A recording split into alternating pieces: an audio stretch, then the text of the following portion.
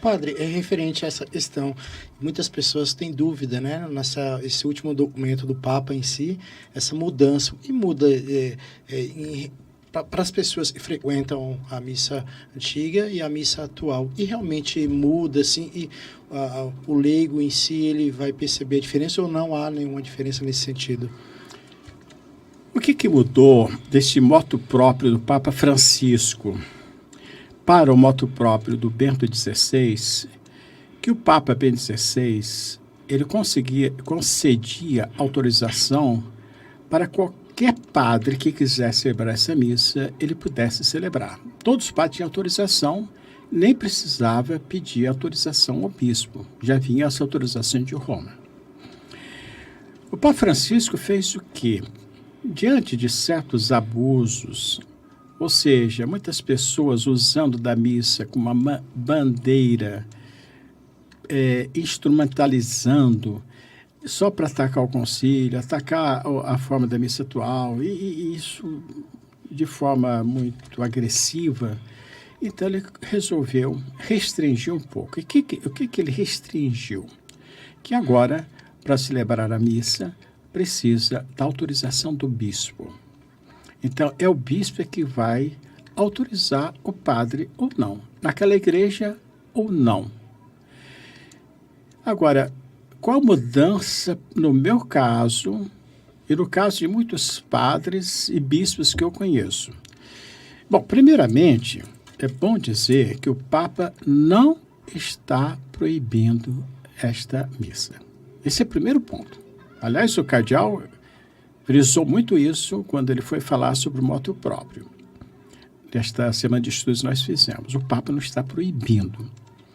Então está deixando mais a critério dos bispos. Para que não haja abusos, né? De pessoa, qualquer um vai celebrar e depois não concorda com isso, não concorda com aquilo. Então, bom.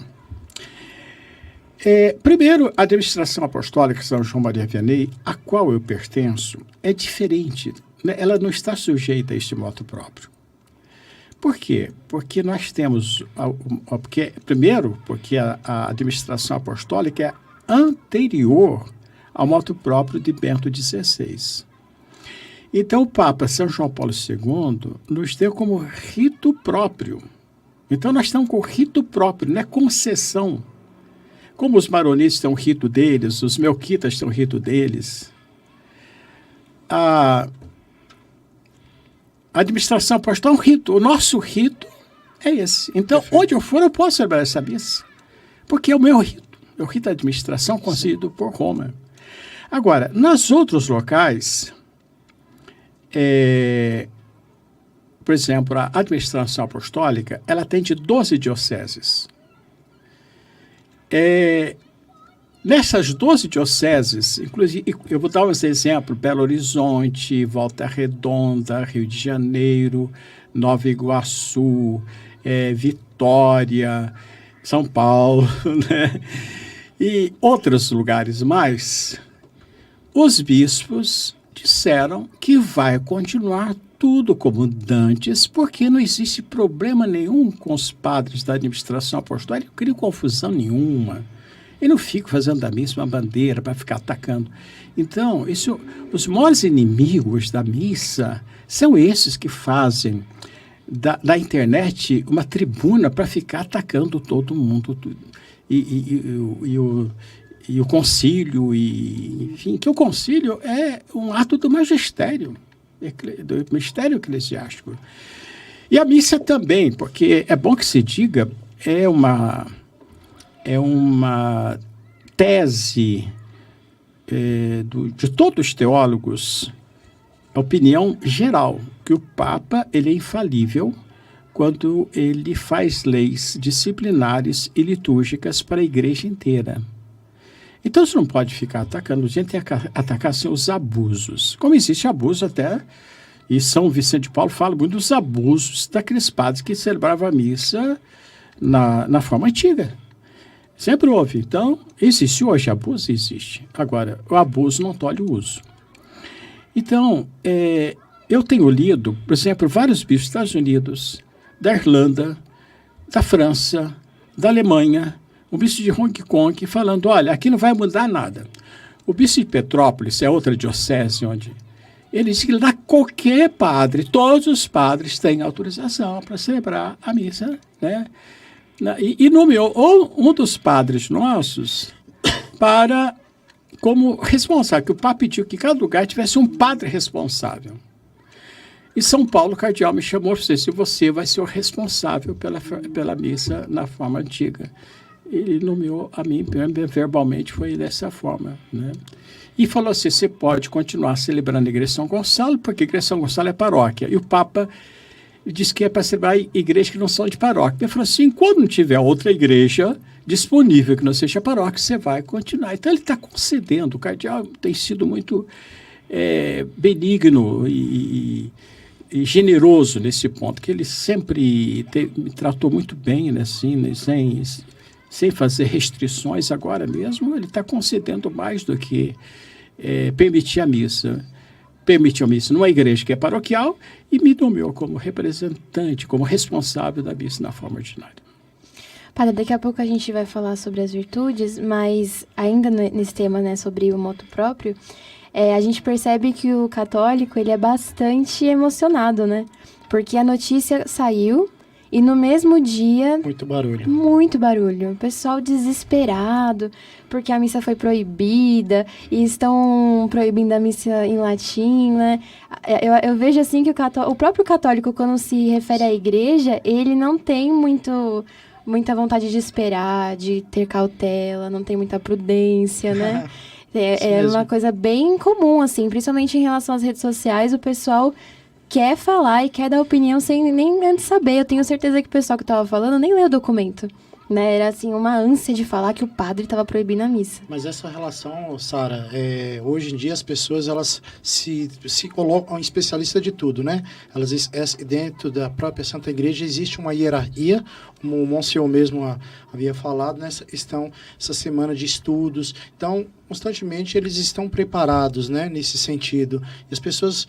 Literalmente, eles fazem um barulho assim, é uma minoria, lógico, mas não se pode permitir que pessoas assim joguem fogo dentro da nossa própria igreja, né?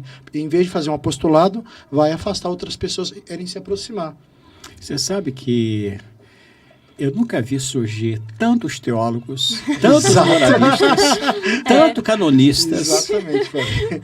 E são crianças de 15 anos, 16 anos, leram não sei o quê, começa então a achar da tribuna, vamos dizer, das redes sociais, e falar de tudo e criticar todo mundo. Por exemplo, fala do conselho, eles não leram o conselho. Exatamente. Entendeu? O moto próprio, não leram o moto próprio. É verdade. Entendeu? Agora, quando a gente se coloca em oposição ao magistério da igreja, a gente precisa ter muito cuidado. Sabe por quê? Jesus disse, tu és Pedro, sobre essa pedra edificarei minha igreja. Essas palavras para o Papa.